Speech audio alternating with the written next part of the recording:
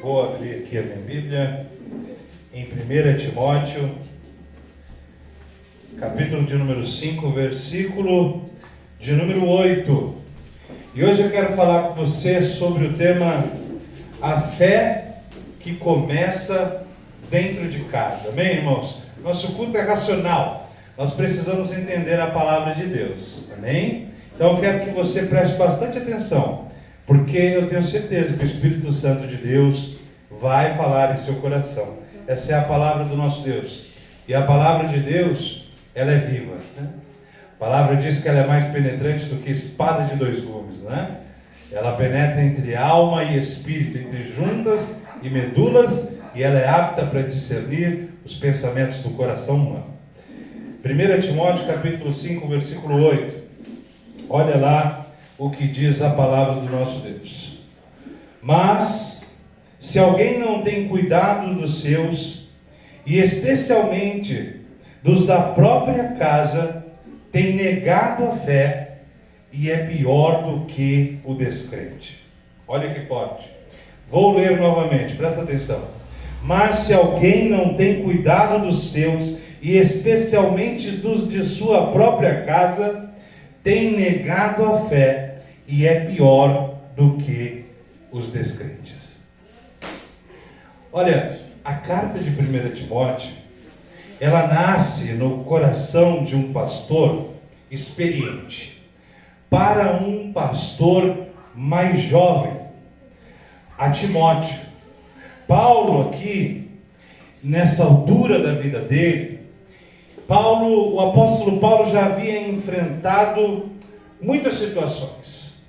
Ele já havia enfrentado muitas perseguições por causa da fé. Paulo havia enfrentado prisões. Paulo havia enfrentado rejeições, enfrentado sofrimentos por amor de Cristo. Quando Paulo escreve essa carta, o apóstolo Paulo, ele está assim, quase já no fim da sua vida. Ele já é um pastor, um apóstolo, muito experiente. Quando Paulo ele escreve ao Gálatas, por exemplo, aos Gálatas ele diz: quanto ao mais, ninguém me moleste, porque eu trago no meu corpo as marcas do Senhor Jesus. Paulo era um homem que sofreu pelo Evangelho. Paulo era um homem que podia dizer que ele sofreu pelo Evangelho do Senhor Jesus Cristo. Ele podia dizer: olha, eu tenho as marcas de Jesus Cristo no meu corpo. Quem me dera aqueles que se intitulam apóstolos hoje pudessem dizer: não me molestem, eu carrego as marcas de Cristo no meu corpo. Ele estava nos últimos anos da sua vida também ministerial. E o apóstolo Paulo, ele estava preocupado quando ele escreve essa carta, não apenas com a expansão da igreja, mas ele estava preocupado com a preservação da sã doutrina, com a preservação do ensino de Jesus Cristo. Ele estava preocupado com a doutrina, mas ele também estava preocupado com a vida cristã prática, a vida cristã no seu dia a dia, no seu caminhar, no seu falar, no seu pensar. E aí Timóteo é o seu discípulo, e Timóteo é um pastor novo, e Paulo o designou para estar cuidando da igreja em Éfeso. E Éfeso era uma cidade assim que ela era influenciada muito pelo paganismo. Era influenciado pelos falsos mestres, pela idolatria. Era uma cidade influenciada até pela feitiçaria. Era um ambiente difícil. E aí nós vamos ver que, ao orientar Timóteo nessa carta de 1 Timóteo, sobre como a igreja ela deveria funcionar e como ele, como um pastor, deveria agora cuidar dessa igreja, Paulo ele vai mostrar uma verdade surpreendente. Olha só, ele vai mostrar que a espiritualidade, ela não é medida apenas pelo que acontece dentro do templo. Mas a espiritualidade do crente, ela é medida pelo que acontece dentro da sua casa. Dentro da sua casa. A espiritualidade do crente é medida pelo que acontece dentro da sua casa. Por isso, quando ele fala de fé genuína, o apóstolo Paulo nessa carta ele vai apontar para a família. E a grande lição de 1 Timóteo, queridos, é que ninguém pode ser considerado espiritualmente maduro enquanto negligencia aqueles que Deus colocou sobre os seus cuidados. A carta de 1 Timóteo vai mostrar para a gente que você pode considerar alguém maduro quando ele cuida bem da sua casa, quando ele cuida bem dos seus filhos, quando ele cuida bem do cônjuge, da sua esposa, a esposa cuida bem dos maridos, os filhos. A espiritualidade de um crente, o apóstolo Paulo vai ensinar em 1 Coríntios, que é medida a partir daí. E é interessante porque o cuidado da família, a primeira coisa que eu quero falar com você essa noite, o cuidado da família é uma expressão de adoração a Deus. E eu quero que você preste atenção, para que você não saia do culto falando, eu não entendi a palavra. Entendeu?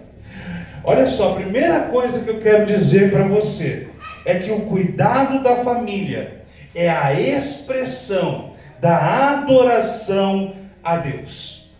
O mandamento, quando nós vamos ver os 10 mandamentos, nós encontramos lá nos 10 mandamentos o quê? Honra o teu pai e a tua mãe. E é um mandamento que vem o quê? Com promessa.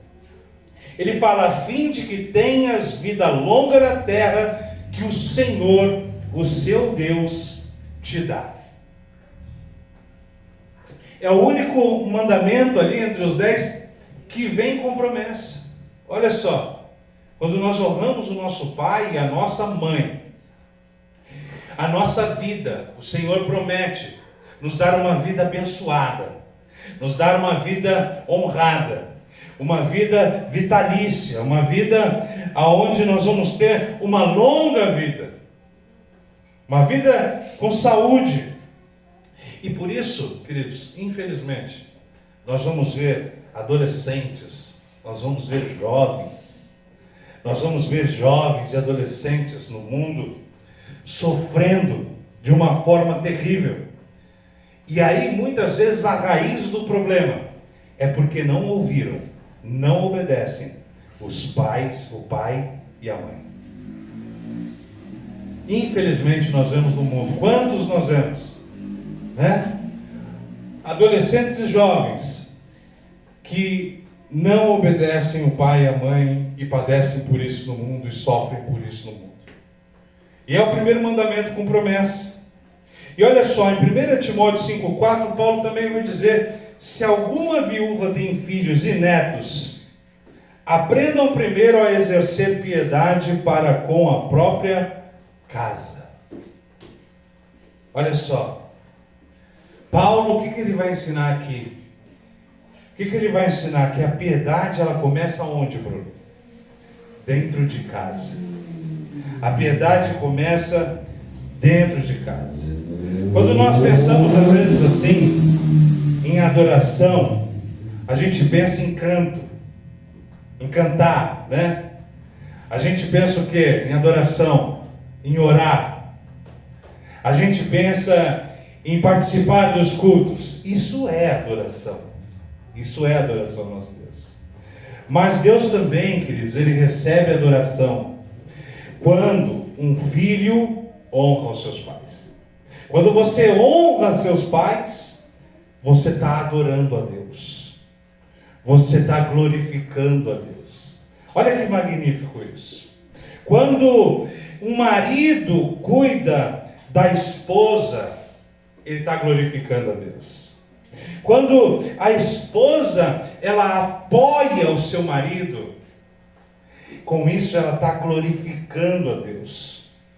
Quando os pais se dedicam ao filho, eles estão dando glórias a Deus. Por isso, olha, o primeiro ministério que Deus entrega na nossa mão não é a igreja. O primeiro ministério não é o grupo de jovens. O primeiro ministério que Deus entrega na nossa vida não é o evangelismo, não é as missões. O primeiro ministério, o primeiro serviço que Deus entrega na nossa vida é a nossa família. É a nossa família. Um exemplo assim, sabe, negativo de um homem de Deus foi o sacerdote, o sumo sacerdote Eli no Antigo Testamento. Não sei se você já teve a oportunidade de ler 1 e 2 Samuel. Mas lá em 1 Samuel nós encontramos a história de Eli e a sua família. Eli, ele foi juiz de Israel, ele foi governante de Israel. Eli, ele foi sumo sacerdote de Israel. Ele era respeitado pelo povo, mas ele falhou. Ele falhou horrivelmente com os seus filhos, em corrigir os seus filhos. Ofni e Finéias, olha o nome dos coitados, meu Deus. Ofni e Finéias. A Bíblia vai dizer que eles eram desavergonhados. Eles eram sacerdotes dentro do templo, mas eles faziam todo tipo de loucura, todo tipo de maldade. Eles eram imorais. E olha o que 1 Samuel 3,13 vai dizer. O que Deus vai dizer por meio de Samuel à família de Eli. Ele vai dizer assim: porque eu lhe fiz saber que julgaria a sua casa para sempre pela iniquidade que ele bem conhecia, porque os seus filhos se fizeram execráveis e ele não os repreendeu. Olha só, esse homem cuidou muito bem do tabernáculo, do templo, mas ele falhou em cuidar da sua própria casa. Ele foi omisso. Ele via o que os seus filhos faziam de errado. Ele via o que Ofni e Finéias fazia de errado. Mas ele não chamava a atenção deles. Ele deixava eles fazerem tudo o que eles queriam, sem os repreender. O final da história foi terrível. Foi difícil. Eles pagaram um alto preço. Eli e seus filhos chegaram a morrer, por causa da desobediência. Eli, por causa da sua omissão, porque ele deixou de advertir os seus filhos, ele perdeu os seus próprios filhos, porque eles estavam desonrando a Deus. Então, sabe, a primeira coisa que eu quero dizer para você é que, olha, nenhum sucesso ministerial, nenhum sucesso assim empresarial, nenhum sucesso financeiro, nenhum sucesso pessoal, queridos, compensa o fracasso dentro do lar. Porque, olha, Deus, ele não quer apenas servos ativos na igreja, não quer só pessoas que vêm para a igreja, não quer gente que só marca o ponto na igreja. Deus, ele não quer apenas homens, durões, que sustentam os seus lares. Deus, ele não quer apenas mulheres bem-sucedidas, empenhadas. Deus deseja pais presentes. Deus deseja, filhos honrosos. Deus deseja famílias saudáveis, porque olha, se a família vai bem, a igreja vai bem. Se a sua família vai bem, o bairro vai bem. Se a sua família vai bem, a escola vai bem. Se a sua família vai bem, a sociedade vai bem. Se a sua família vai bem, o país vai bem. E hoje nós vemos que muitos desafios dentro da nossa sociedade, ele começa dentro de casa. E é assim, é pesado falar isso, mas muitos assassinos por aí, muitos ladrões, Muita gente assim, até digamos psicopatas, foram forjados, foram formados dentro do lar. Às vezes tem pais que transferem o cuidado dos filhos dele para uma escola. Não, é lá na escola que meu filho recebe educação. Não, a educação, ela começa onde? Ela começa em casa. Ela começa em casa. E muitas vezes nós vamos ver lares destruídos, fragmentados, com espancamentos, com um lar que explora crianças, que ferem os filhos com pressão psicológica, com palavras. Por isso, queridos, Paulo nos ensina a cuidar bem primeiro do quê? Da nossa família. Porque isso glorifica a Deus. Quando nós cuidamos bem da nossa família, gerações são alcançadas pelas bênçãos do nosso Deus. Olha que interessante isso. Quando nós cuidamos bem da nossa casa, e eu vou falar um pouquinho mais disso aqui daqui a pouquinho com você. Porque outra coisa que eu quero dizer é que quando nós negligenciamos a nossa família, o nosso testemunho de fé, ele é enfraquecido. Vou repetir. Quando nós negligenciamos nossa família, o nosso testemunho de fé, ele é enfraquecido. Olha o que o Espírito Santo diz na sua palavra, através do apóstolo Paulo. Timóteo 5,8 que lemos. Se alguém não cuida dos seus parentes, e especialmente do de sua o quê? Própria família, olha que forte, negou a fé. Se não cuida da sua família, se não cuida dos seus parentes, da sua família, você negou a fé, e você se torna pior, e a pessoa se torna pior que um descrente. Ele vai usar aqui as expressões mais fortes que ele usa nas cartas dele. Ele vai afirmar que a negligência, quando nós deixamos de cuidar da nossa família, nós negamos a fé. Sabe por quê, queridos? A fé cristã, ela é visível. Ela não pode ser separada da maneira como nós tratamos aqueles que são mais próximos de nós. Imagina, as pessoas mais próximas é que têm a visão da gente, né? É que sabe bem quem nós somos de verdade. Você quer conhecer uma pessoa? Vai lá na casa dela. Conversa lá na casa dela. Conversa com o marido, conversa com a esposa, conversa com o filho. Então, o primeiro lugar que o mundo observa o nosso cristianismo, a nossa fé, é dentro da nossa casa. É dentro da nossa casa. Não é na igreja com o microfone na mão. Eu quero dizer que Deus quer falar com a gente essa noite, quer falar comigo, quer falar com você a respeito da nossa família. Sabe por quê? Deus, Ele quer que a nossa família seja uma bênção. Amém. É o primeiro lugar onde o mundo observa o nosso cristianismo, é dentro da nossa casa. Um exemplo negativo, outro exemplo negativo é o exemplo de Davi. Ele foi um dos maiores reis da história de Israel. A Bíblia declara que ele era um homem segundo o coração de Deus.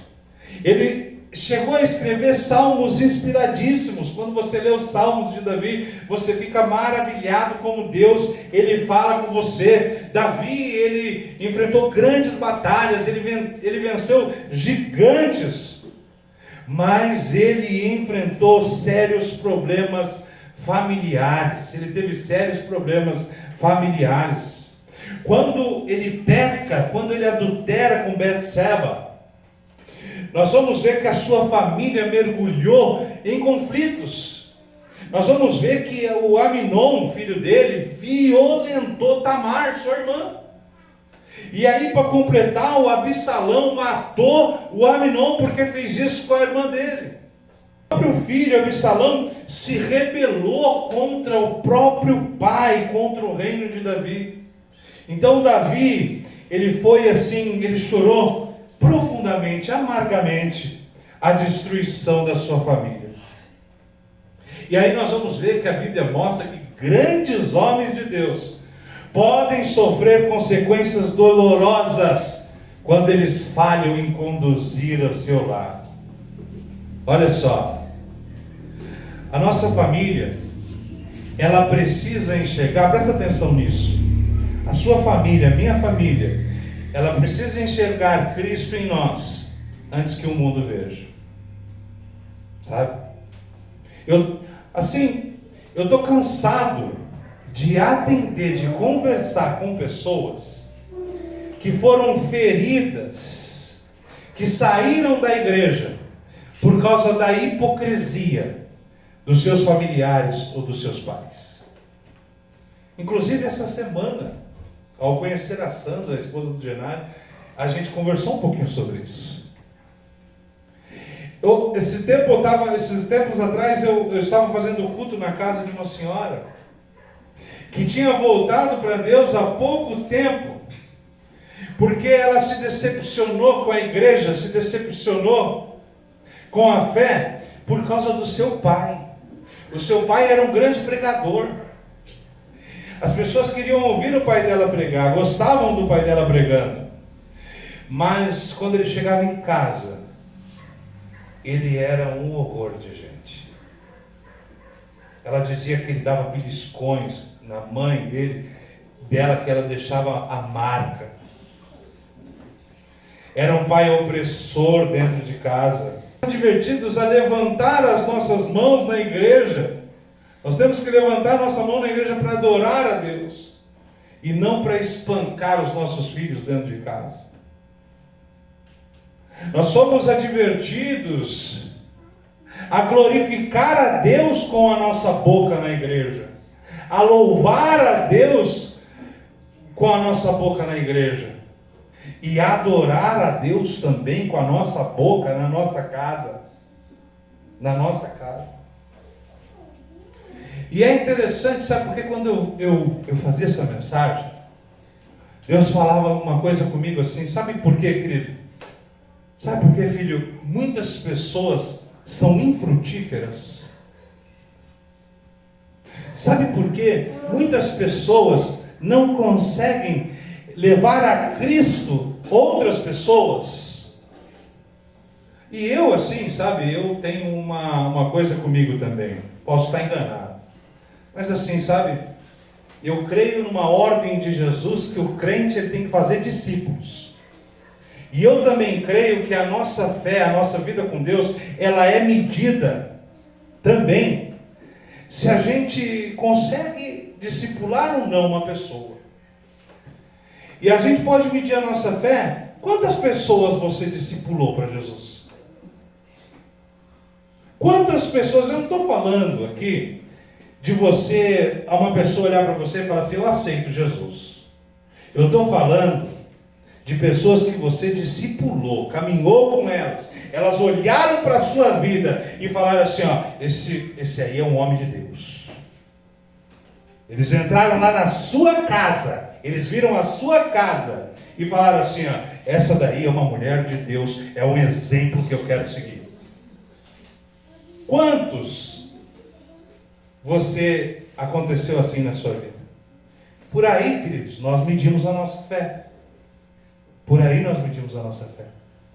Quantas pessoas você discipulou? Quantas pessoas você levou a Cristo? Sabe? Porque quando a gente não dá exemplo na nossa própria casa, para os nossos familiares, nós não estamos aptos para servir no reino de Deus. É isso que Paulo está falando. Isso é sério, gente. E aí, quando a gente não tem um bom testemunho dentro da nossa casa, como é que nós vamos dar testemunho para o lado de fora? E quando nós não damos um bom testemunho, a nossa fé fica enfraquecida. Nós não conseguimos falar de Deus para ninguém, nós não conseguimos levar Deus para ninguém. Então, a primeira coisa que nós devemos frutificar, queridos, é dentro da nossa casa. Não cuidamos da nossa família, o nosso testemunho de fé, ele é o quê? Ele é enfraquecido. Quem é que vai querer seguir alguém que não consegue conduzir a sua própria família?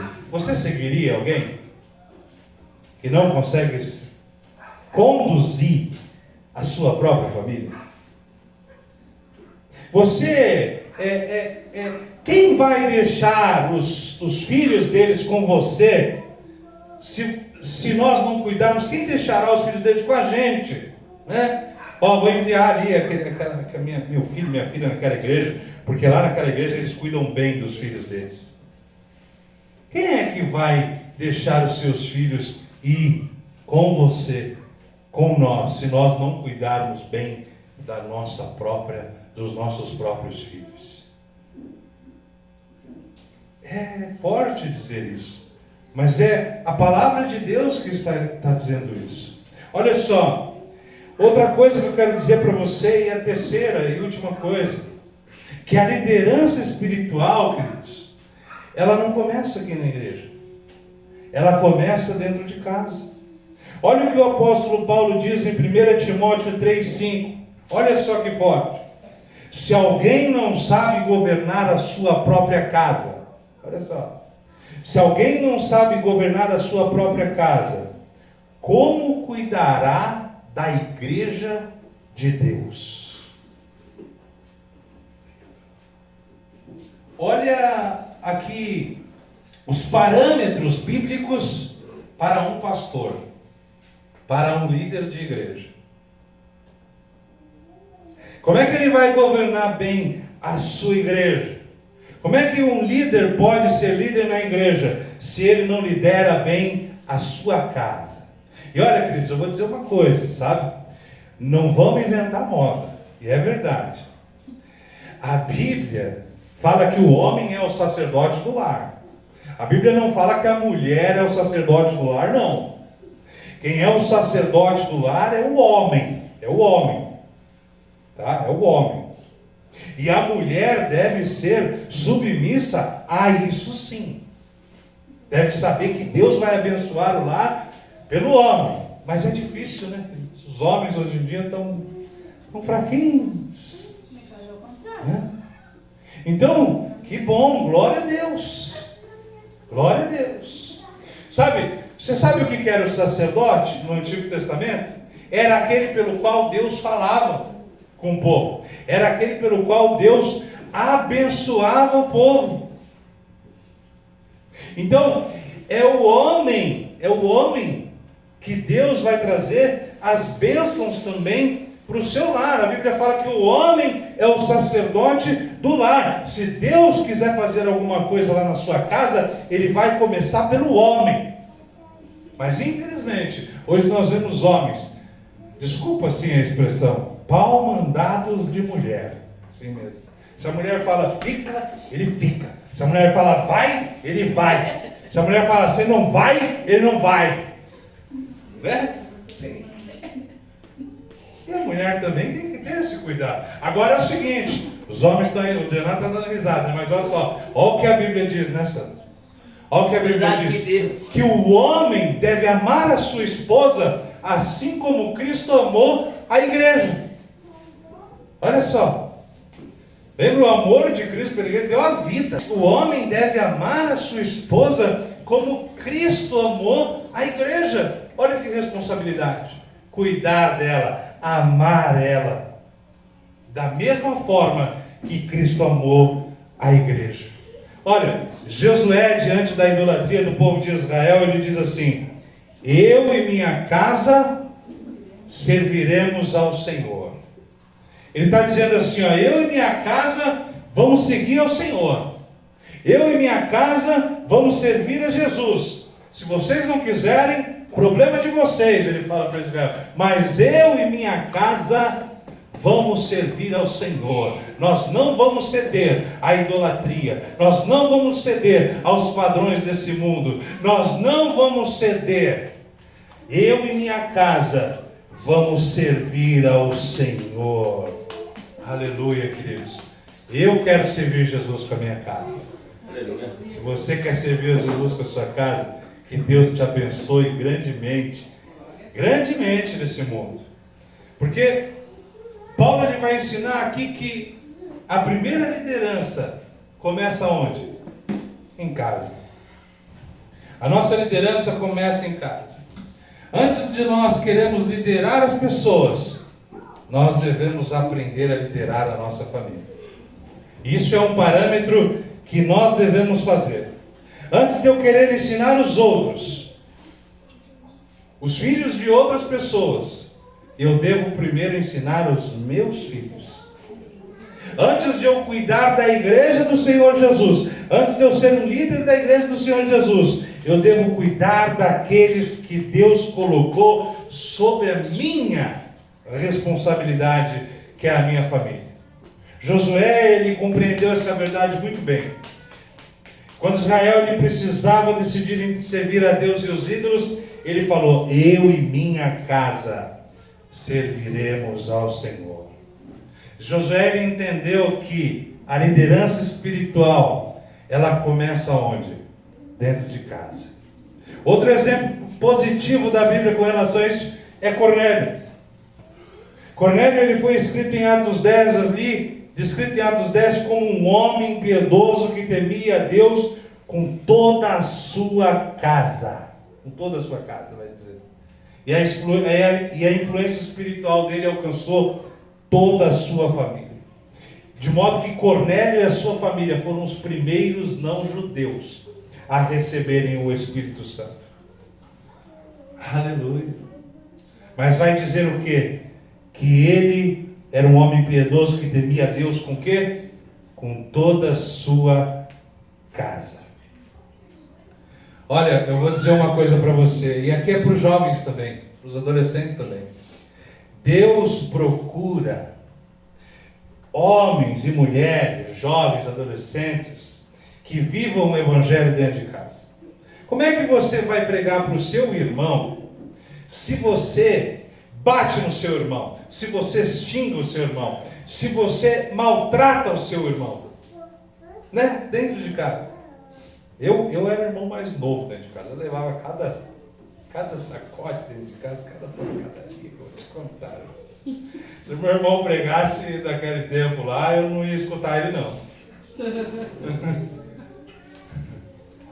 Então Deus ele quer te levantar para pregar para as pessoas, mas Ele quer levantar você primeiro para pregar para o seu irmão, para cuidar do seu irmão, para amar o seu irmão, para amar o seu irmão. Porque se a gente não amar os nossos irmãos lá dentro de casa, nosso irmão, nossa irmã, como é que nós vamos amar de fora?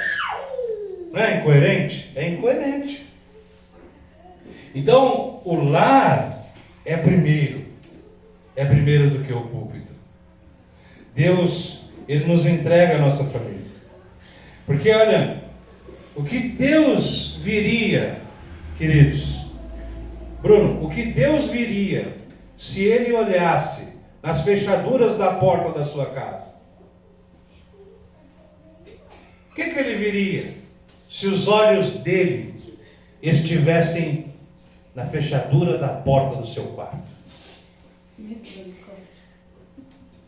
Tem quarto aí dos adolescentes que Deus nem entra lá, né? Não vou entrar aqui não. O que Deus ouviria lá se Ele colocasse o rosto dele na janela da nossa casa?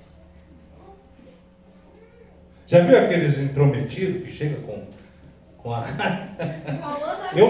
Eu morei uma vez num lugar assim que tinha 3 casas no mesmo terreno.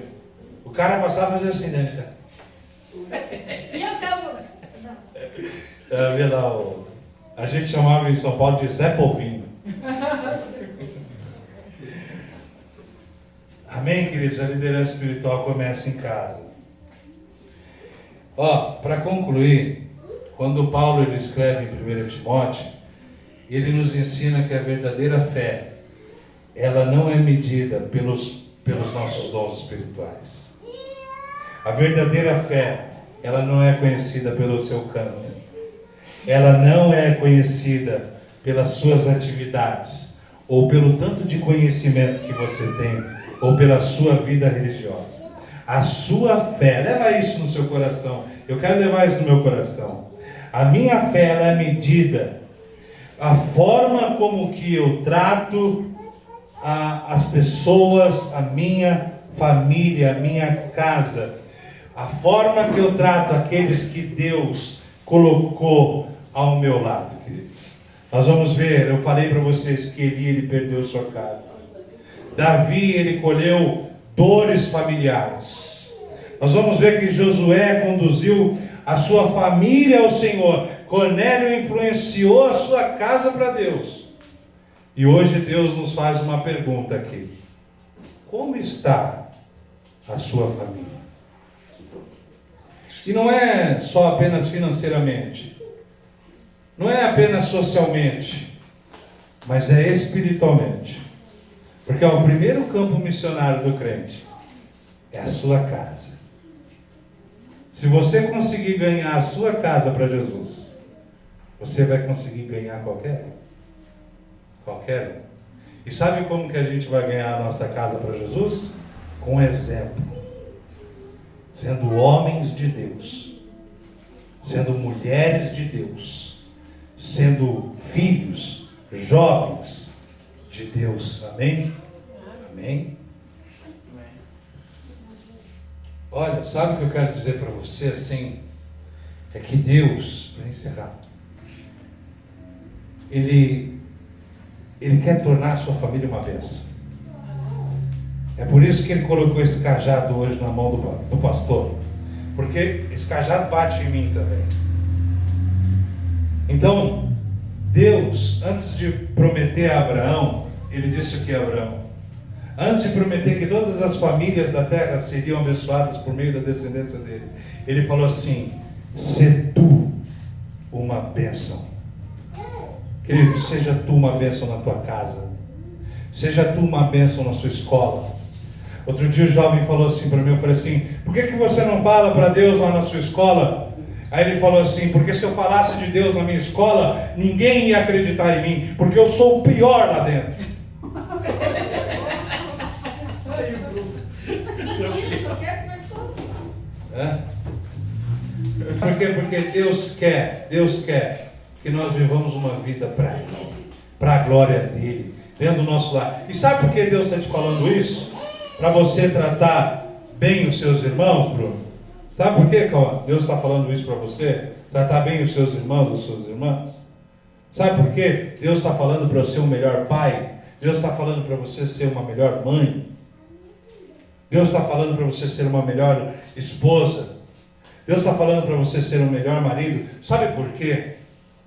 Porque Ele vai fazer coisas grandiosas na sua família. Ele vai usar a sua família para levar o Evangelho, para libertar aqueles que estão presos, para libertar aqueles que estão presos nos vícios. Se tu uma bênção em nome do Senhor Jesus.